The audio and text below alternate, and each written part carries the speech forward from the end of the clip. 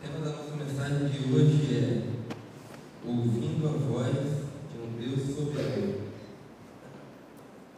Mas para primeiro falar de ouvir a voz de um Deus soberano, precisamos primeiro falar sobre a soberania de Deus.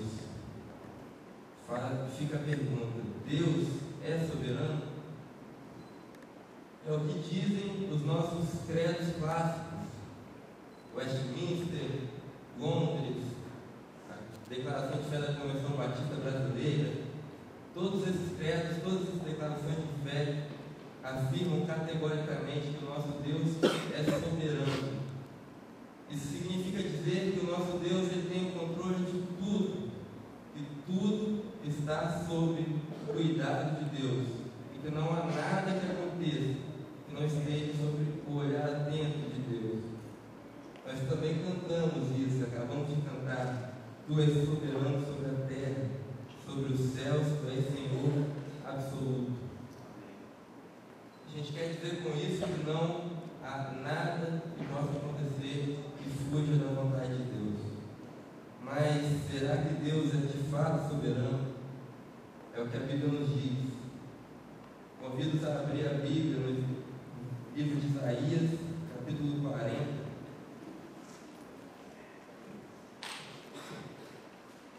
Enquanto isso, a Bíblia nos diz em Êxodo, capítulo 15, versículo 18, que o Senhor reinará por todo sempre. Amém. Mateus, capítulo 10, versículo 19, Jesus falando sobre os pássaros, ele diz que nenhum pássaro cairá sem o consentimento do Pai. Isaías, capítulo 40, versículo 21 a 26, diz assim: Acaso não sabeis, porventura não ouvis, não vos tem sido anunciado desde o princípio, ou não atentastes para o fundamento da terra? Ele é que está sentado sobre a redondeza da terra, cujos moradores são como gafanhotos. É ele quem estende os céus como cortina e os desenrola como tenda para neles habitar. É ele quem reduz a nada os príncipes e torna em nulidade o juízo da terra. Mal foram plantados e semeados, mal se arraigou na terra o seu tronco e já se seca. Quando um sopro passa por ele, uma tempestade os leva como palha. A quem, pois, me comparareis para que eu lhe seja igual, diz o Santo? Levantai os olhos ao alto e vejam quem criou essas coisas, aquele que faz sair o seu exército de estrelas, todas bem contadas, as quais ele chama pelo nome, e por ele ser grande em força e forte em poder, nenhuma vem a faltar. Eu escrevi alguns outros versículos, como disse o pastor Haroldo, aqueles que gostam de anotar, convido que anotem, confiram mais tarde. A Bíblia está nos dizendo exatamente aquilo que nós afirmamos em nossos credos, nas nossas canções. Deus ele é soberano, Ele está sentado sobre um trono, Ele reina sobre tudo.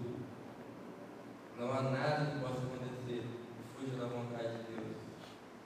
É isso que a palavra nos diz. No entanto, junto a outros atributos de Deus, a soberania se constitui a mais terrível verdade para a humanidade. Nós vamos entender isso. Romanos capítulo 3,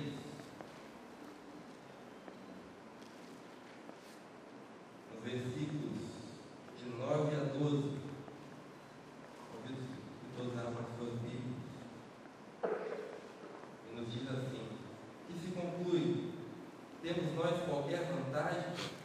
Não, de forma nenhuma, pois já temos demonstrado que todos, tanto judeus como gregos, estão debaixo do pecado. Como está escrito: não há justo nenhum sequer. Não há quem entenda, não há quem busque a Deus. Todos se extraviaram e a uma se fizeram inúteis.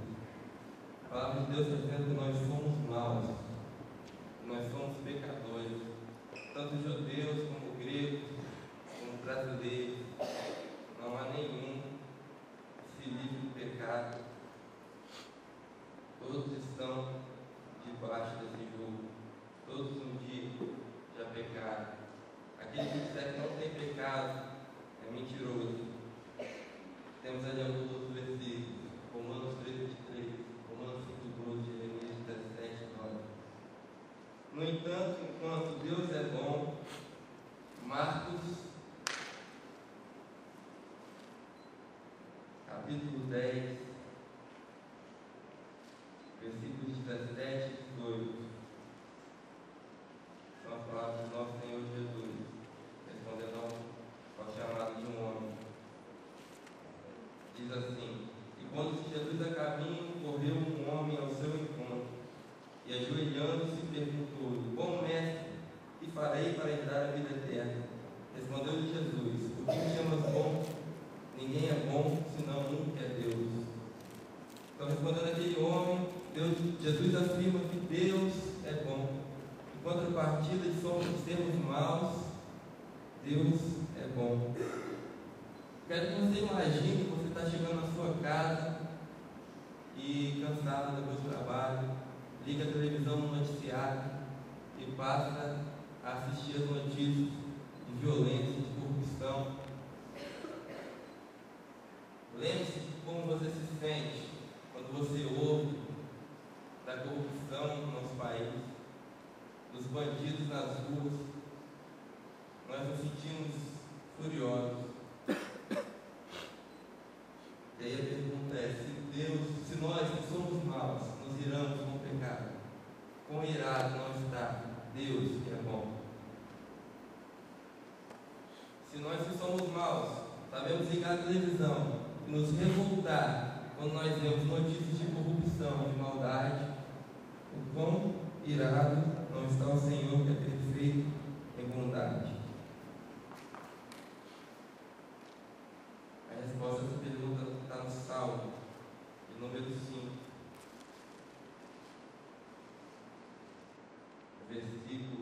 versículos de 4 a 6, dizem assim: pois tu não é Deus que se agrade com a iniquidade, e contigo não subsiste o mal. Os arrogantes não permanecerão à tua vista, aborreces a todos que praticam a iniquidade. Tu destróis os que proferem mentira. O Senhor abomina ao sanguinário e ao fraudulento.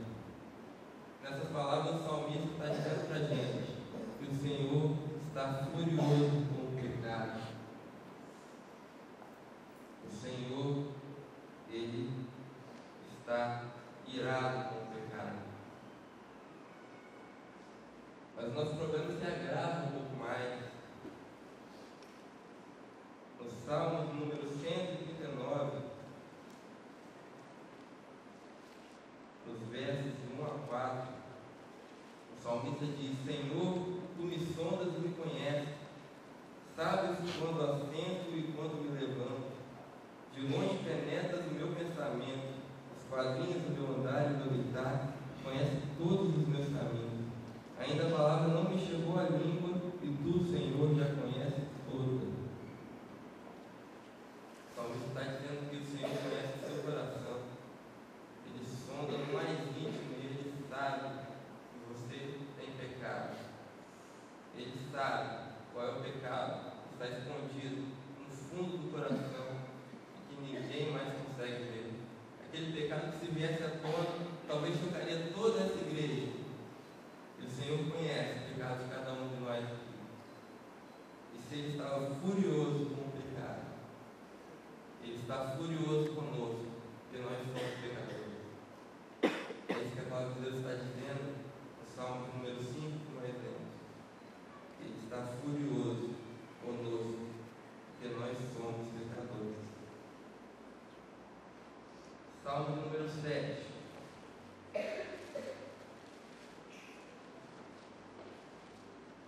Versículo 11, na parte A, diz: Deus é justo juiz. Um juiz que é justo não absolve o réu de uma condenação que é justa.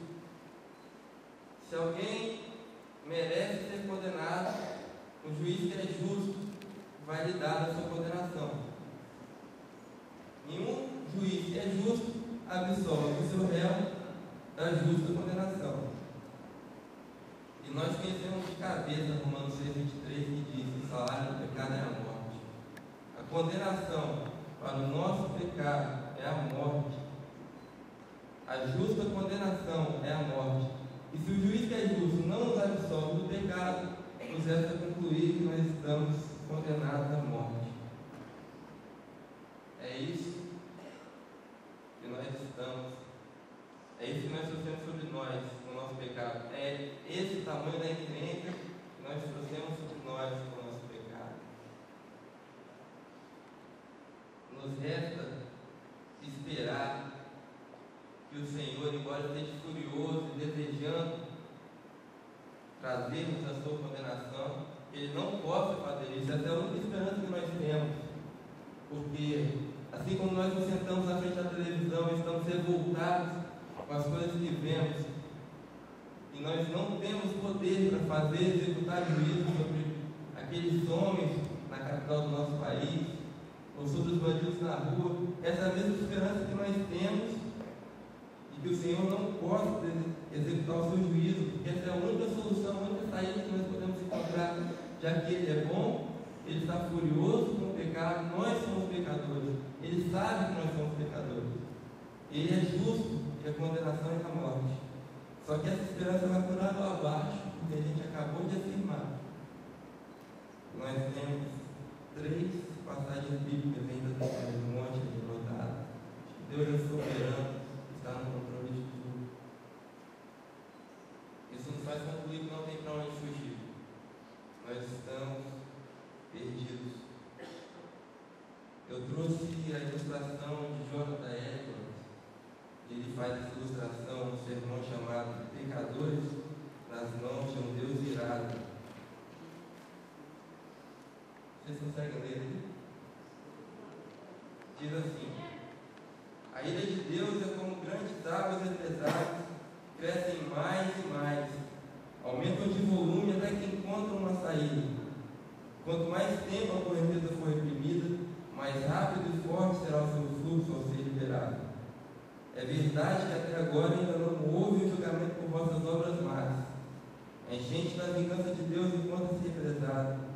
Mas por outro lado, vossa culpa cresce cada vez mais, e dia a dia vocês acumulam mais e mais ira contra si mesmos. As águas estão subindo continuamente, fazendo sua força aumentar mais e mais. Nada, a não ser a misericórdia de Deus, detém as águas, as quais não querem continuar represadas e forçam uma saída. Se Deus retirasse sua mão das comportas, elas se abririam imediatamente, e o mar impetuoso da fúria e da ira de Deus iria se precipitar com furor inconcebível, cairia sobre vocês com poder onipotente, e mesmo que vossa força fosse 10.000 vezes maior do que é, sim, 10.000 vezes maior do que a força do mais vigoroso diabo do inferno, não valeria nada para resistir ou deter a ira divina. Esse é o tamanho da encrenca que a gente trouxe sobre nós. Sobre essa ilustração, Paul Washer, um sermão chamado A Cruz que os Pregadores Modernos Carregam, fez uma releitura e eu vou ler para vocês. Imagine por um momento uma represa de 10 milhas de altura e 10.000 milhas de comprimento. Você está parado abaixo disso, uma milha distante dessa parede, quando de repente, em um segundo, a parede é lançada para longe e toda aquela água vem esmagando sobre você. Mas justo antes de alcançar os seus pés, o chão se abre e te engole. Toda a água da folha de Deus estava vindo sobre você. Com toda tonelada que ela podia trazer, toda a folha, certamente cairia sobre nós esmagando. Mas no último momento, talvez nós tivéssemos fechado nossos olhos, nos encolhido, preparados para receber esse peso mortal. O chão se abre, nos engole, nós estamos a salvo. Nem uma gota de água tocou os nossos pés. Nenhuma gota de água chegou a encostar em nós, não molhou nossos cabelos. Isso porque em cima, onde toda a água devia bater, estava Jesus, e sobre ele toda essa tonelada foi despejada. Não houve uma gota que passou por Jesus. Jesus foi moído. Toda essa tonelada de fúria caiu sobre ele, para que nós hoje estivéssemos a salvo, secos, para que nenhuma gota tocasse os nossos pés. O Senhor teve que sofrer toda a fúria de Deus sobre ele. A gente precisa entender isso quando fala de soberania e sobre ouvir a voz de Deus. Porque somente assim a gente pode entender que Deus não nos deve favor algum. Ele fará conosco a vontade dele, quer a gente queira ou não. Ele já foi misericordioso, tremendamente misericordioso, quando mandou o seu único filho tomar sobre si toda a dor, toda a fúria, para que nós hoje estivéssemos a salvo. Nós muitas vezes nos portamos como loucos, nos colocamos diante de Deus como se Ele devesse um favor. Deus não nos deve favor algum. Se você ler do capítulo 37 ao capítulo 31, 27 do capítulo você ler do capítulo 27 ao capítulo 31 do livro de Jó, você vai perceber que Jó, em determinado momento do seu sofrimento, acreditava que Deus lhe devia favor.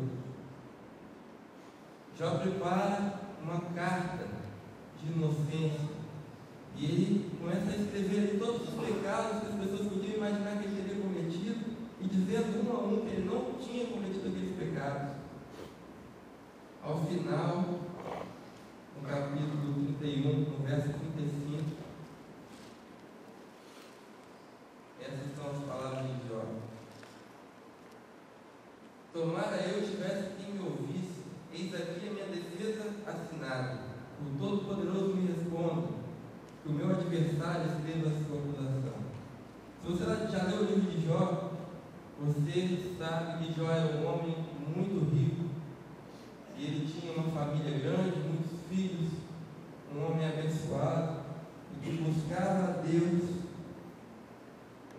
só de imaginar que seus filhos tivessem pecado, só de imaginar que talvez eles tivessem cometido alguma blasfêmia contra o Senhor, ele fazia ofertas e sacrifícios. Mas em determinado momento, Jó vendeu todas as suas coisas. Em determinado momento, Jó vendeu todos os seus bens. Seus filhos morreram. A sua mulher estava diante dele, dizendo para que ele amaldiçoasse o Senhor. Mas Jó permaneceu firme, crendo que se ele recebeu o bem de Deus, também deveria receber o mal. Então Jó recebe a visita de alguns amigos que tentam convencê-lo de que Deus retribui ao homem bem com bem e mal com mal. Ou seja, se Jó estava sofrendo, alguma coisa ele tinha feito para sofrer assim. Então Jó, ele se defende daqueles homens, dizendo que ele não havia pecado. No entanto, essa mesma mentalidade é a mentalidade que Jó tinha. Ele acreditava que Deus deveria retribuí-lo com o bem, por ele ser bom. E é por isso que ele faz essa carta, que ele chama de carta de defesa, coloca diante de Deus dizendo: Senhor, o Senhor não tem com o que me acusar, o Senhor não tem com o que justificar ter tirado todas as minhas coisas. E ele se porta diante de Deus como se a relação dele com Deus estivesse naquelas coisas, e que ele teria perdido tudo, inclusive Deus, quando ele perdeu as suas coisas. No capítulo 38, Deus responde a Jó, versículos 3 a 5 diz o seguinte: Cinge, pois, os teus lombos como um homem, pois eu te perguntarei, e tu me farás saber. Onde estavas tu, quando eu lançava os fundamentos da terra? Dize-nos se tem entendimento. Quem dispôs a medida, se é que sabes, ou quem estendeu sobre ela o cordel? Deus continua perguntando a Jó sobre cada parte da sua criação, perguntando a Jó o seguinte: Jó, quem é você para me questionar? Eu sou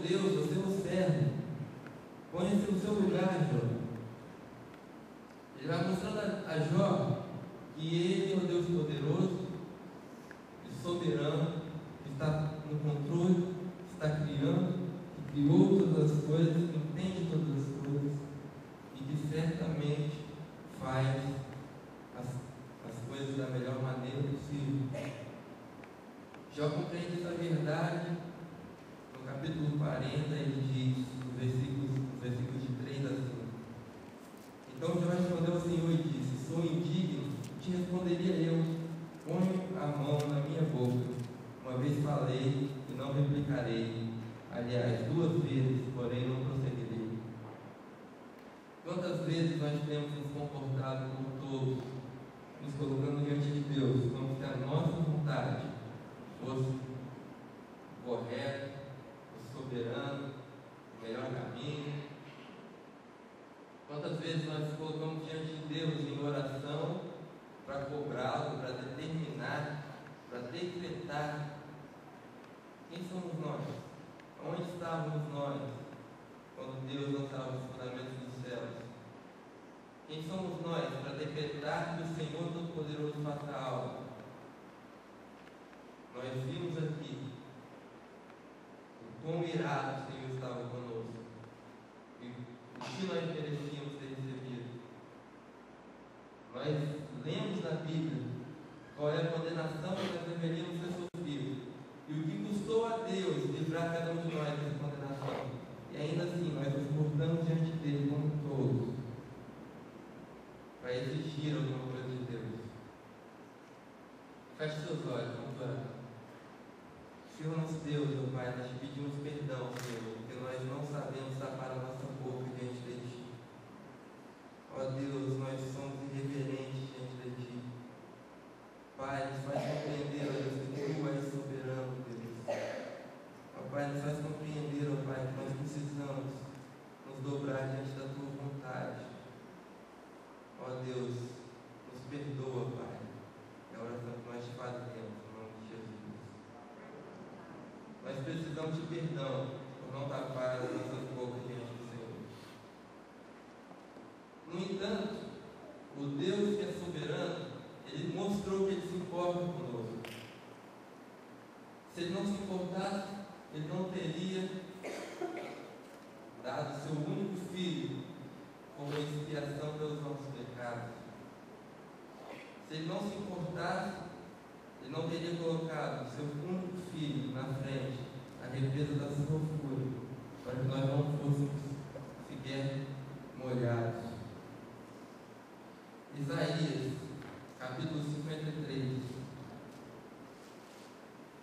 nos versos 6, 7 e 10, diz assim: Todos nós andávamos desgarrados como ovelhas, cada um se desviava pelo seu caminho, mas o Senhor fez cair sobre ele a iniquidade de nós todos. Ele foi oprimido e humilhado, mas não abriu a boca. Como cordeiro foi levado ao matador, e como ovelha muda perante os seus tosqueadores, ele não abriu a boca. No verso 10: Todavia o Senhor agradou moê-lo, fazendo-o enfermar. Quando der ele a sua alma como oferta pelo pecado, verá sua posteridade, prolongará os seus dias, e a vontade do Senhor prosperará nas suas mãos. O verso 10 diz que agradou ao Senhor moer o seu único filho, para que você tivesse hoje a salvo. Então, o convite que reflete o título da nossa mensagem de hoje é confiar na voz de Deus. Confie na soberania de Deus.